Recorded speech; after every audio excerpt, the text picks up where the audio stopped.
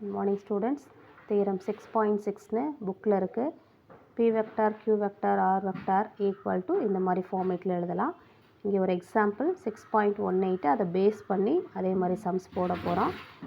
A vector, B vector, C vector are 3 vectors. Prove that A vector plus C vector, A vector plus B vector, A vector plus B vector plus C vector equal to A vector, B vector, C vector.